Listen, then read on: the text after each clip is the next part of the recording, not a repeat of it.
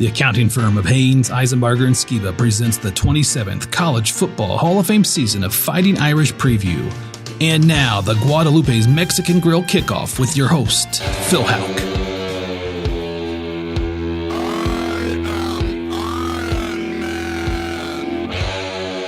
ND 21, Duke 14. Wow. Penalties, missed tackles, missed field goals, dropped passes, 3 for 15 on third down, and a team trying to recover from an emotion-sucking loss to Ohio State. But Mitchell Evans, Howard Cross III, 3 of 3 on fourth down, no turnovers, and an ironclad will to win. Spin it however you like, but there is one thing irrefutable about where the Irish now stand halfway through the regular season.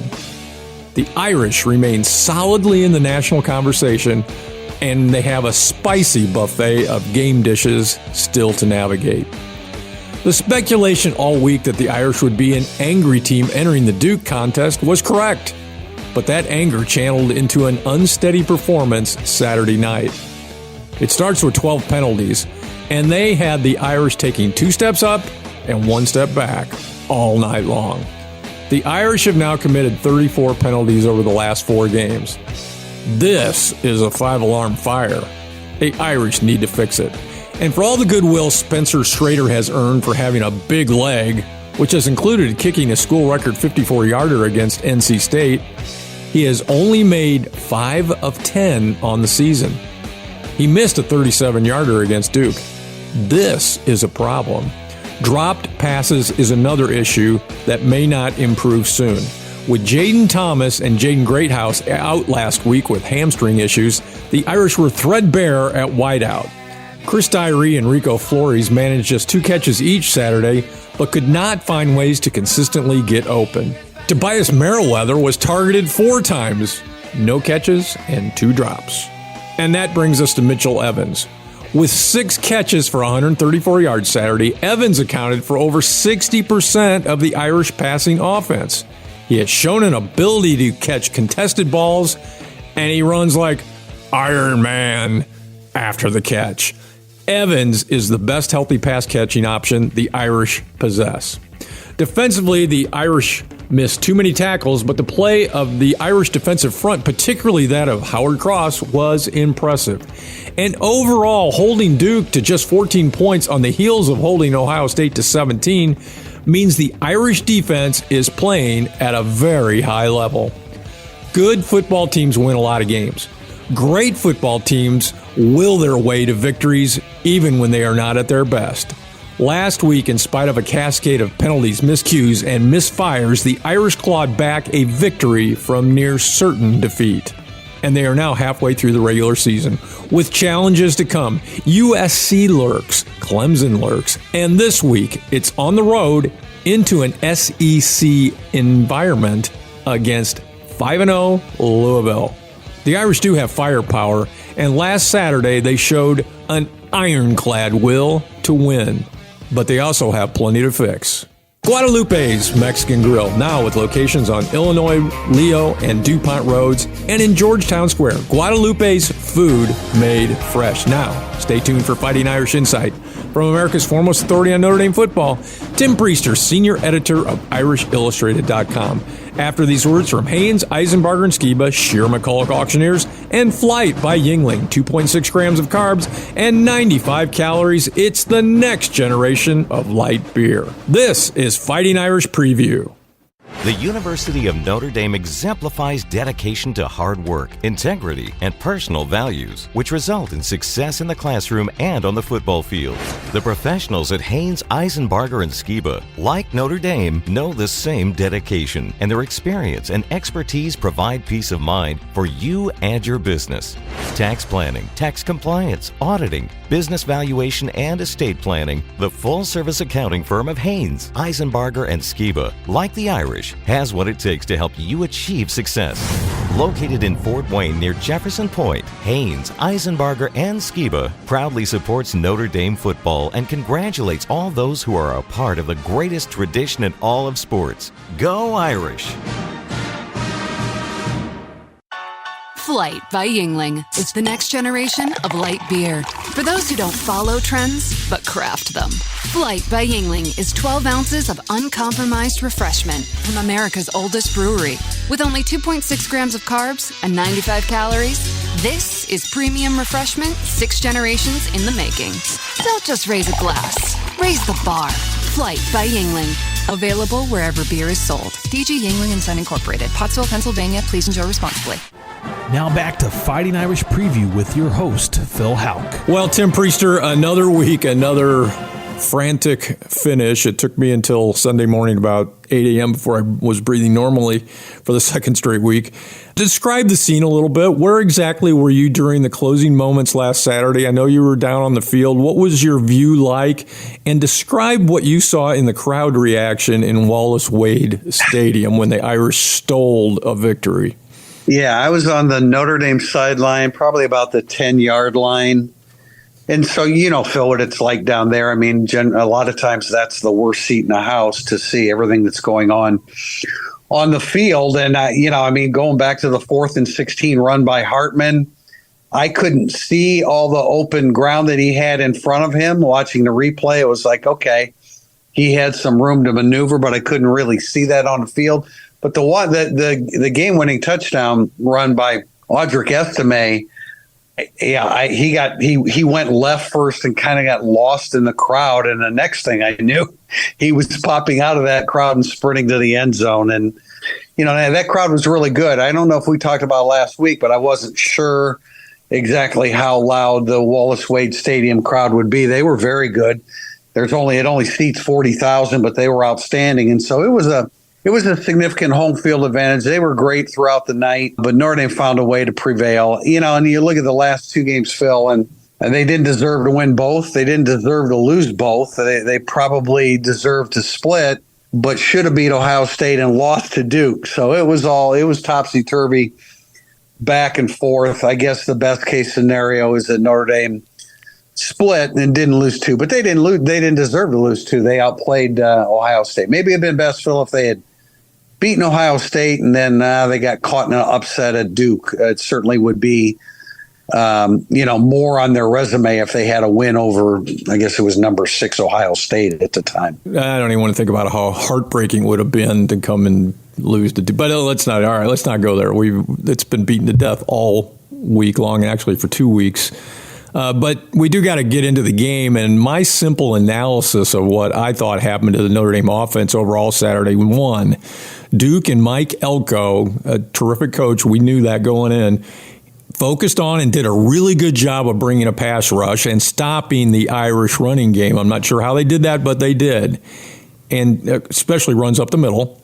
And 2, they had bet that a threadbare Notre Dame receiving core was not going to hurt them, and they were right. Therefore, for most of the game, the offense was ineffective. Anything you want to care to add to that? Is that about how it happened? Well, yeah, I think Jared Parker caught a lot of heat for his play calling, and I talked to him about using Audric Estime running between the tackles extensively, and his viewpoint, Notre Dame's viewpoint, was that they were almost Duke was encouraging them to run up the middle and trying to persuade them not to go wide. So Notre Dame followed what they thought should have been the blocking scheme up the middle, and Notre Dame's interior offensive line was beaten. They didn't play well. Duke's defensive line outplayed Notre Dame, so it was more that than anything that the offensive line just didn't play very well. And I think it's a one-off kind of thing. Back-to-back weeks, you've played top 10 defenses. They ran against Ohio State. They didn't run against Duke.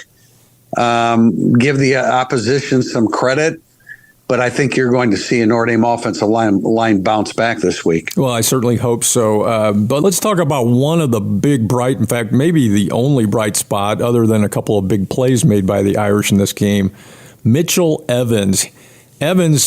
Tight end Mitchell Evans, everyone knows, accounted for 60% of the Irish passing yards. He had 6 catches, 134 yards. He's now the top statistical receiver for the Irish. It's kind of Michael Mayer-like. I'm not going to exactly go there, but it's kind of that way. Tim, what do you think of his skill set? Because he seems to be looking better every week. I do a story called Tail the Tape after the game for Mondays. And, I flat out admit I didn't think that Mitchell Evans had that type of athletic skill set. But, you mentioned Michael Mayer. You could have slapped a number 87 on him, and you would have thought that was Michael Mayer. That's how productive he was. 2 weeks in a row, he made a spectacular catch, a one-handed, a little bit different in each instance, but he was spectacular. He has great size. He gets separation. He catches the ball very well, except for the NC State game. If you remember, he struggled in that one. But he has come out of nowhere, and you want to talk about a time when they really needed him. Their wideout core was down to 3, and they needed somebody to help. I would have thought, again, the game plan trying to get the ball to the running backs on the edge, but it sounded like Duke was trying to take some of that away from them. But Mitchell Evans came through when they absolutely needed him. And the wideout core was crippled going into that game. Yeah, they had to have him. And I just, the way he can win contested balls, I'm not sure there's anybody else on the team that has shown the ability to do that. And his ability to run after the catch has just been outstanding. And you mentioned Tail of the Tape, by the way. Required reading for me has been for many, many years. It is just a great weekly piece that you do every Monday on IrishIllustrated.com. Every Monday, I look forward to reading Tail of the Tape. Tim, we know about Audric Estime, and we know how good he can be, and has been. But he was shut down for much of this game last week. Should we be seeing more of Jeremiah Love, though? He brings a different dimension, and he's the second leading rusher on the team right now. Interestingly, he has the same yardage per carry as Estime at 7.1 yards per carry. What do you think of getting more touches for Jeremiah Love? No doubt about it. I wouldn't exclude Jadarian Price, though, from that equation because although they're different runners, I think you want both involved. I think both are capable of turning in big-time performances. We've seen Jabron Payne look good between the tackles, short yardage situations. So it's a great running back core. That's kind of how it felt, Phil, from the stadium, that, look, this is not an Audric Estime type night. And again, it goes back to the way Notre Dame's offensive line played and the prowess of Duke's defensive line. But it looked to us like, it was kind of a Jeremiah Love kind of night, a little bit Jadarian Price maybe. And I think you're going to see both of them accentuate a little bit more. But, you don't want to. One game that Audric Estime is not really effective, and we're already kind of replacing him a little bit. We were kind of during the game, but it just didn't seem like his kind of night. You need those other guys in there. Well, he certainly came through when he had to. That's Audric Estime. But, man, every time Jeremiah Love gets the ball, I just think Ricky Waters, and I think we talked about that earlier in the season. And he just brings a different dimension. Well, the defense continues to hold up their end of things, only giving up two touchdowns, second week in a row, giving up 2 touchdowns, of course, 17 total points to Ohio State, 14 last week. And Riley Leonard was held to just 12 of 27. This defense is 11th nationally in total defense, 6th in the red zone. That's a huge improvement over last year. 3rd in pass efficiency defense. And a big reason for that, Tim, is a little bit surprisingly not expected to be a strength of this team, but it's the defensive front. And Howard Cross III with the monster game. There was one outlet that named him the National Player of the Week in the college game last week. 13 tackles, 3.5 for loss, 1 sack. And a couple of forced fumbles. Apparently he did this battling a sinus infection. Tim, that's one of the finest individual performances I've ever seen from a defensive lineman in a long time in a college game. So I want to talk NFL prospects for Howard Cross again. We talked a few weeks ago that the book on him is that he's a little too small, right? But, he is the exact, almost to the pound, same size as a guy named Aaron Donald. And Al Golden just says he's tenacious. Talk about Howard Cross III and the great game he had last week.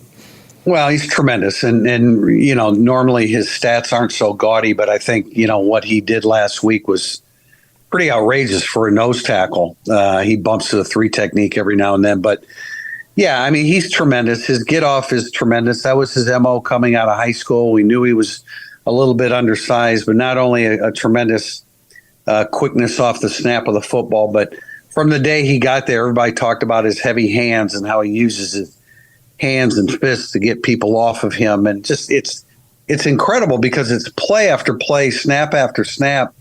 He's effective, and the opponent has to account for him on every snap of the football. He's just outstanding. Yeah, he came into the media room afterwards and said, he's pleasant like he always is when we have an opportunity to talk to him. And he talked about having a sinus infection. He seemed fine to us. I mean, it was just an absolutely dominant performance by him. And, selfishly, I'd love for him to come back for another season, but he needs to move on to the NFL. And I don't know if he's Aaron Donald, but he's an NFL football player. I know that. Well, for the record, Aaron Donald is 6'1", 280, and Howard Cross is listed at 6'1", 288. So he's actually bigger.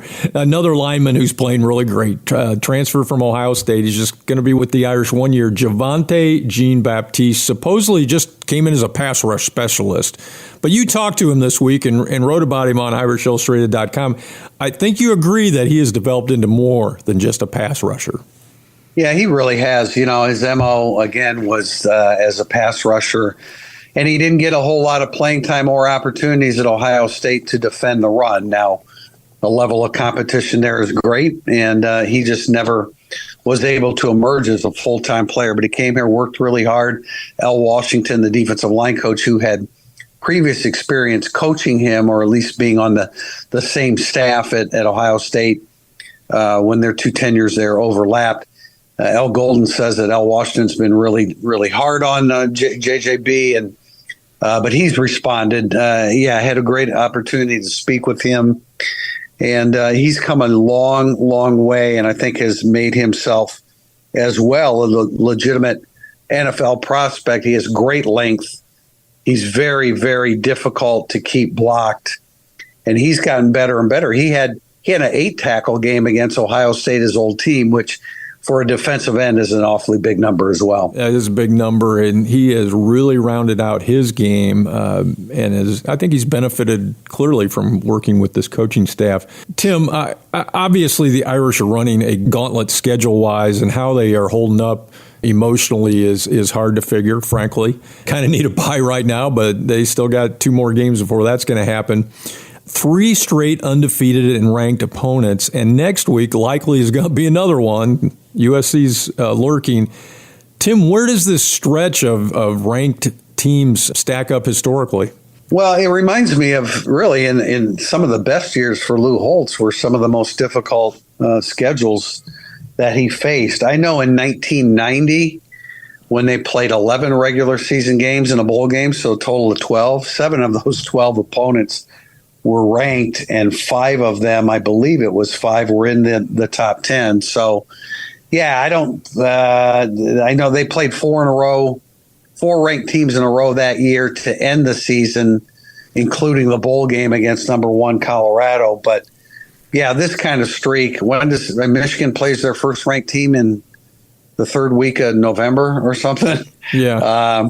It's a tough run. Louisville just made the top 25 based upon moving to 5-0, but it's, it wears on you. And this will be the 7th game in a row that Notre Dame's played 7 weeks in a row, and USC will be number 8. So it's a tough stretch.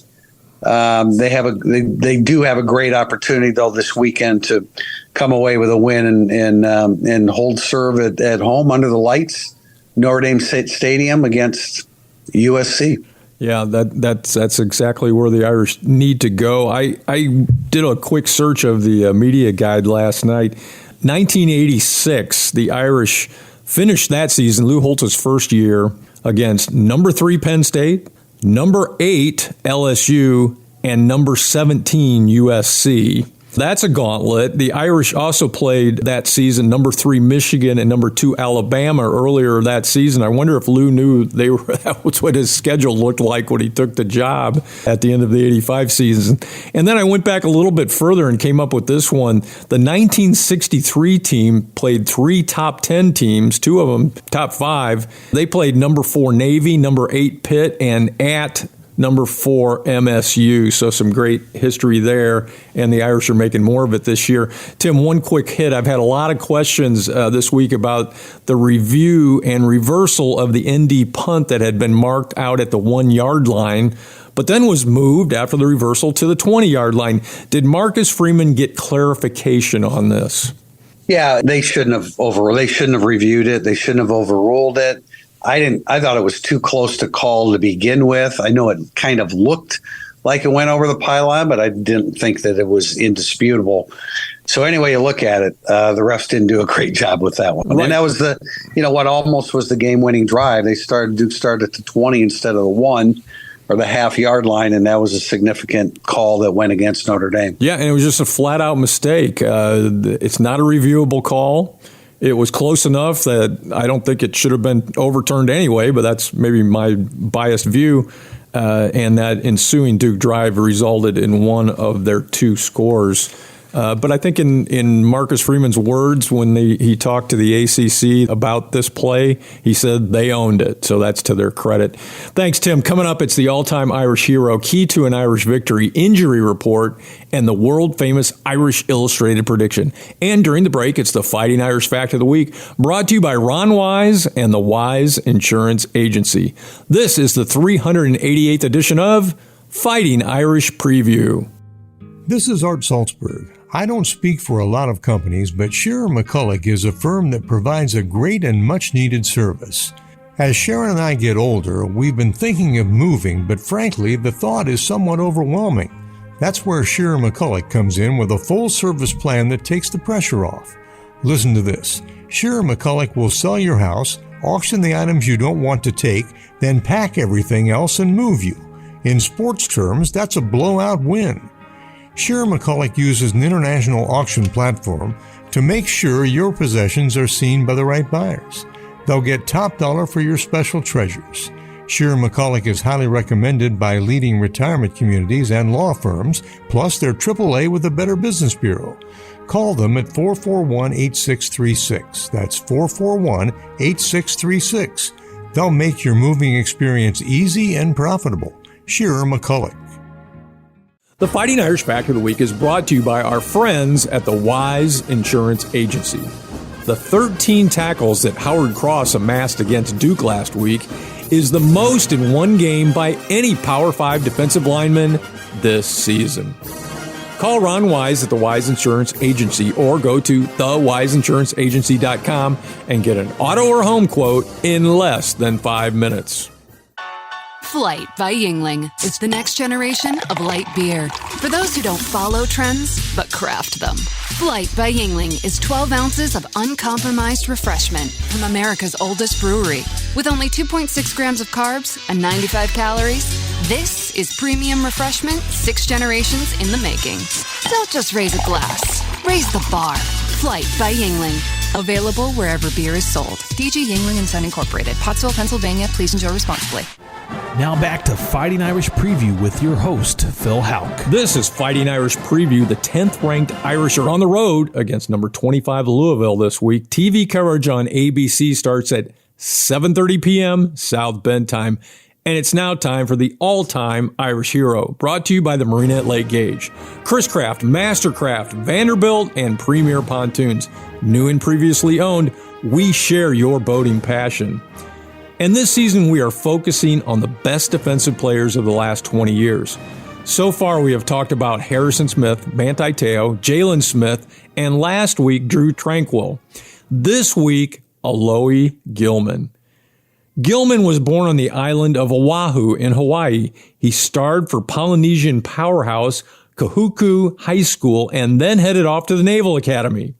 During 2016 in Annapolis, he started all 12 games and was a standout performer. He played particularly well in a 28-27 upset win over Notre Dame, notching a team-leading 12 tackles. Indy remembered that performance, and when Gilman decided to transfer before the season, Brian Kelly came calling, and Gilman moved to South Bend. He sat out the season as was required by the NCAA in the pre-portal days, but did make an impression on the ND coaching staff that year as he was named the ND Scout Player of the Year. In 2018, Gilman stepped right in and started all 13 games. He quickly established himself as a force on the field with his competitiveness and instinctual play. For the year, he notched 94 tackles as the Irish fought to a 12-0 regular season. Gilman saved his best performance for the college football playoff that season against Clemson when he recorded an amazing 18 tackles. A vocal and popular player, he finished out his ND career in 2019, serving as captain, and again started every game. He turned in another excellent season with 74 tackles and 3 forced fumbles. Brian Kelly referred to him as, quote, one of the most inspirational leaders in our locker room. Gilman declared for the 2020 draft, and his NFL scouting report caught the essence of his style of play. Quote, competes hard on every snap, quote, hard downhill trigger, and quote, pursues like a wild man were among the superlatives used to describe him. Tim, Gilman was an excellent leader and played with a sense of wild abandon. He just loved the way he played the game, attacked the game. I got to know his dad pretty well during his time there, and you start to learn a little bit about the Polynesian Samoan culture, and there's just such a level of toughness and commitment to excellence. And I mean, it was when he teamed up with Jalen Elliott on the back end of Notre Dame's defense. They didn't always accumulate huge numbers. Gilman's were pretty good, but I think it was reflected by the way teams stayed away from those two safeties, especially Gilman, because he broke on the football so well. If you asked me to describe him in one word, it would be tough. It would be toughness, because he had an abandon to playing the game. And it's just what you want to see, just the kind of attitude you want in a Notre Dame football player. Yeah, it's particularly at the safety position. That skill set he had was perfect for that. The LA Chargers selected him in the 6th round, primarily a special team standout at first. Now in his 4th season, he has worked his way into the starting lineup for the LA Chargers at free safety. Alohi Gilman, another Marina at Lake Gage all-time Irish hero. The Marina at Lake Gage, we love boats. And it's now time for the Aspen Mortgage key to an Irish victory. Louisville is 5-0. Head coach Jeff Brom came over to his alma mater from a solid stint at Purdue after last season. While at Purdue, Brom earned a reputation for upsetting top 3 teams. He did it 3 times, taking out number 2 Ohio State in 2018, number 2 Iowa, and number 3 Michigan State in 2021. Last season's the Cardinals were 8-5, and last week they knocked off ND opponent North Carolina State on the road 13-10. They also own wins over Georgia Tech, Murray State, Indiana, and Boston College. Louisville will have a quarterback that Notre Dame fans should be familiar with. It will be the 3rd straight year Jack Plummer will have started a game against ND, and each time it was with a different team. In 2021, Plummer started for Purdue in a 27-13 ND victory, and last year Plummer was at Cal when the Golden Bears lost to the Irish 24-17. This year, he is completing 64% of his passes and has thrown 11 TDs and 6 interceptions. Plummer is not really a run threat, and he has been sacked 9 times on the year. The Cardinals are 21st national in scoring at 37 points per game and 11th best in total offense. And they have multiple weapons. Their top threat at running back is Joar Jordan, who is averaging 7.7 yards per carry and has scored 7 TDs. At wide receiver, transfer from Georgia State, Jamari Thrash has been sensational with 22 catches for 444 yards and 5 TDs. The Cardinals have been solid on defense, excellent in the red zone, and 24th overall against scoring. They give up just 17.2 points per game. Last week, the Cardinals limited NC State to a paltry 201 yards of total offense. The most potent player on the defense may be edge rusher Ashton Gillotte, who Marcus Freeman this week singled out as possibly one of the best edge rushers the Irish will face all year. On the year, Gillotte has 5 sacks. Starting at 5-0 in 2023 is not a huge surprise when judging the strength of the Cardinals' schedule to this point. But Louisville under Brome looks to be trending upward. In the offseason, they upgraded with 24 players transferring out and 25 transferring in. They also have a solid fan base that will turn out Saturday night and be loud in L&N Federal Credit Union Stadium. Tim Priester, what is the Aspen Mortgage key to an Irish victory?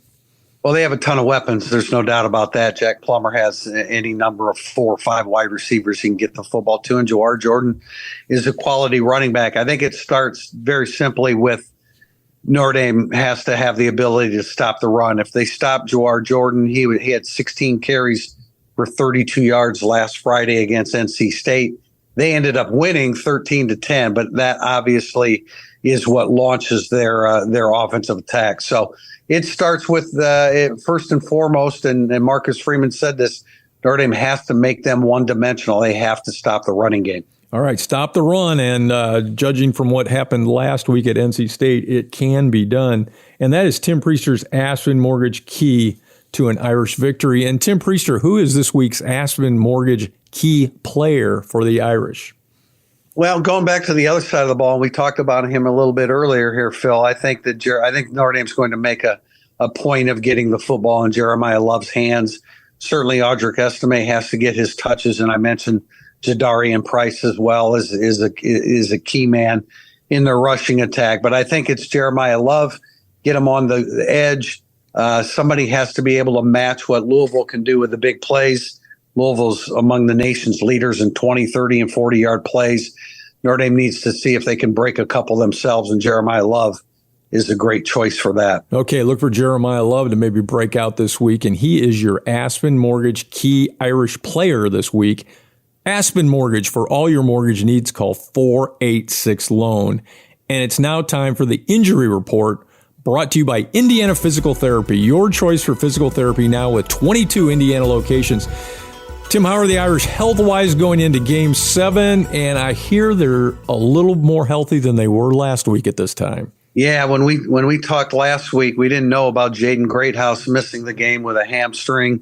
Irish Illustrated broke that story in advance of the kickoff. But, yeah, it's all good news, Phil. Jaden Thomas and Jaden Greathouse, 2 wide receivers, are expected back. Now, they're both coming off hamstrings, so those can be a little bit tricky, but they are both expected to play. And Eli, 2 guys that should be making their season debut. Eli Raridan, the tight end, who's coming off a second ACL injury, which is important as Notre Dame continues to look for whiteout-type players. He can play to the boundary side. And Nolan Ziegler, who's been out all season for personal reasons, is expected to travel to Louisville.